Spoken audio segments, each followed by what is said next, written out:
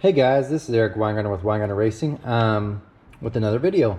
I would like to thank everybody that's been subscribing lately. I finally crossed 4,000 subscribers. I really never thought that would happen, so thanks for all the people that have.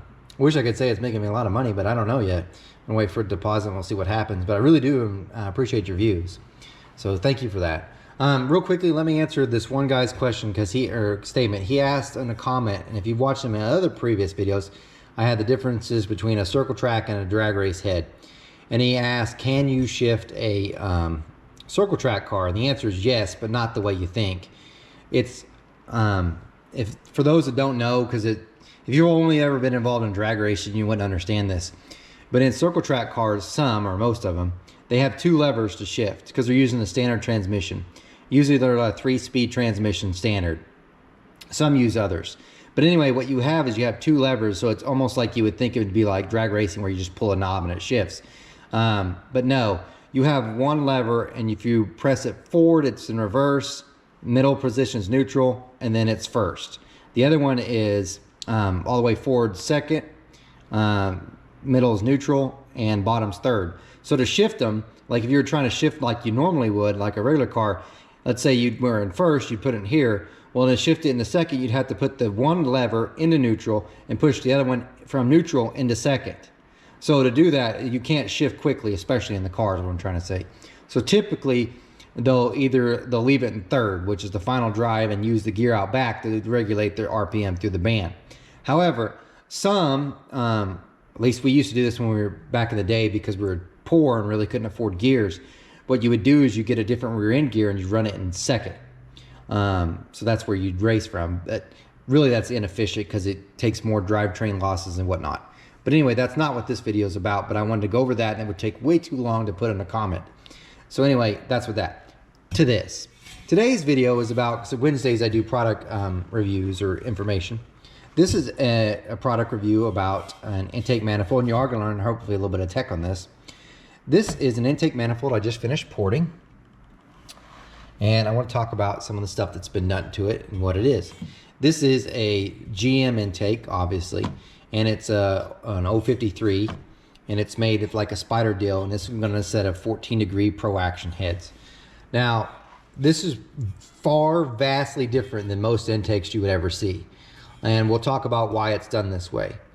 This one, the runners actually used to be all the way out, you can kind of tell, all the way out here. Wilson had ported this, or someone had first, and then I got it the second round. And the runners were all the way to about here, extended out.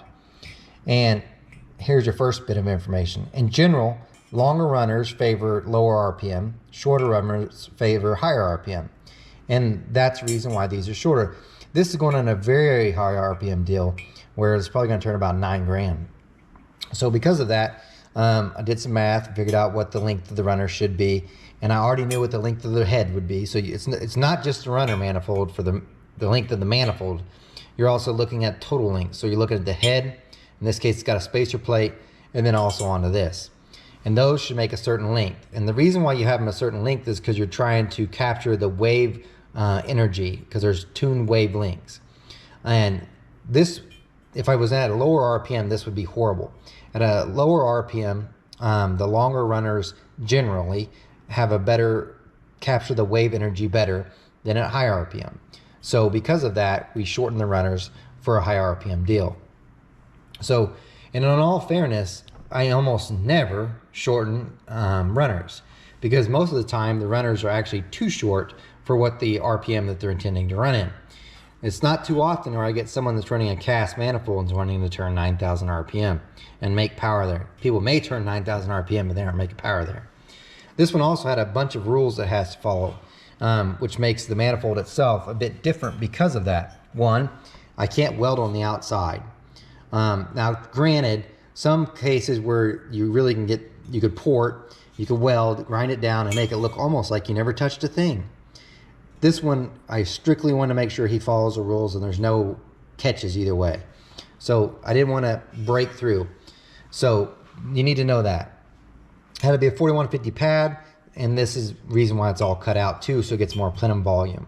So what am I looking for when I'm looking at a manifold is the first one I look at runner length. Now, if it's too short, like let's say I was putting this in a lower RPM deal, what I would end up doing is I'd weld extensions on the runners itself to bring them longer, because typically it needs to be. In his case, I actually had to cut off because it needed a shorter one. There's one. So you can usually make that up. That's pretty easy, and if you're welding inside, not a big deal.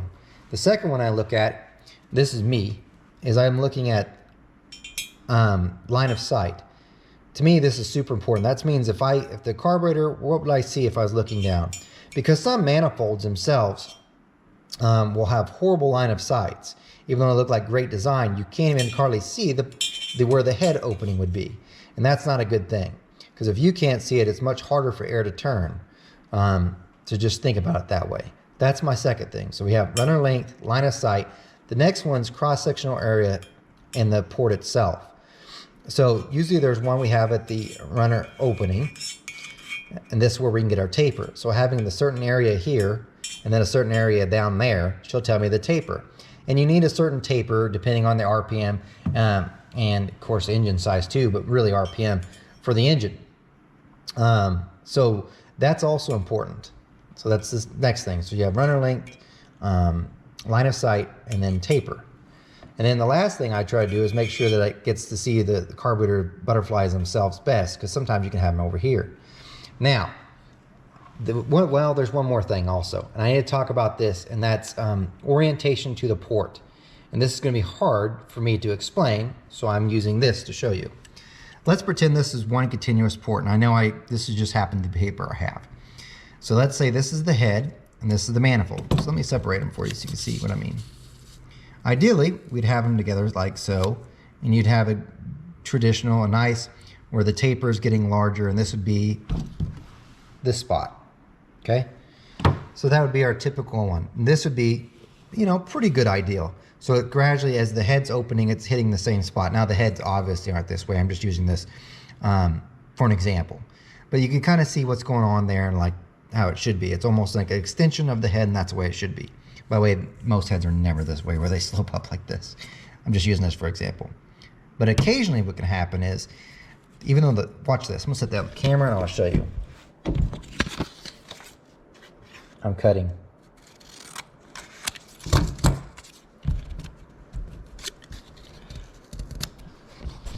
You can have something like this. Now, if you were looking at port match, you're like, well, look, it's ported perfect. But look what you have here. Now it's like, you could definitely see how it's changed shape. It's not a continual gradual curve anymore, and things are different there. This is actually one of the more trickier things to get right, because a lot of manifolds themselves will come extremely wrong. So for instance, maybe they come like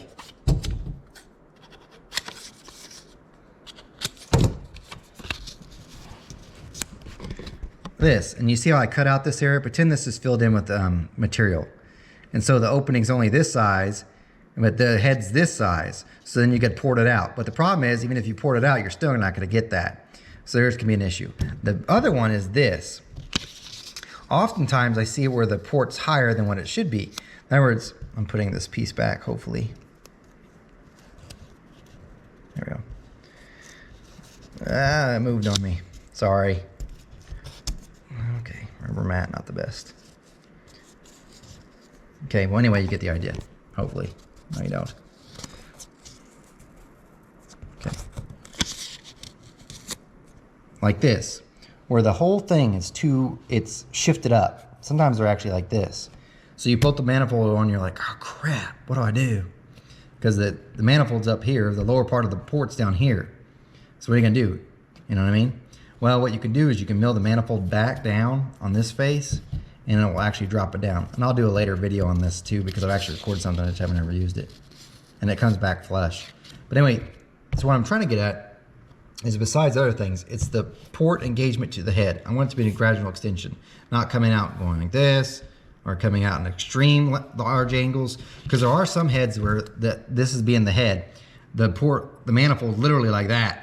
I'm not joking.